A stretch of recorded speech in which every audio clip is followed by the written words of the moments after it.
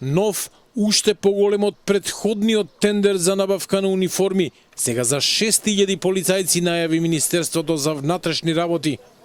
Ова доаѓа само 2 недели откако СДСМ обвини за сомнителна набавка на униформи за специјалната полиција вредна 3,8 милиони евра и доделување тендер на мало модно студио со ограничено искуство, за кое опозицијата тврдеше дека е блиско со семејството на министерот.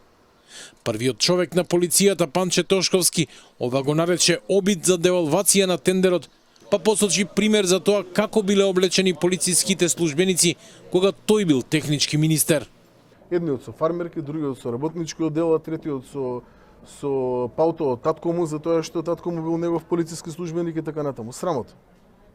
Во текот на оваа година сите полициски службеници ќе добијат достоинствена униформа, заради тоа што навистина ова што го имаме сега од аспект на униформа е катастрофа. И ќе го направиме. 8 години не набавиле униформа, ќе набавиме и тоа. 8 години денар не вложиле во управните служби, ќе го правиме и тоа. Се што треба во интерес на македонските граѓани да направиме, ќе направиме. А они нека продолжат да манипулираат, нека фрлаат пердови, нека обвинуваат празни обвинувања. Пред 2 недели СДСМ објави сомнежи за тендерот и побара истрага за можни нерегуларности и злоупотреби.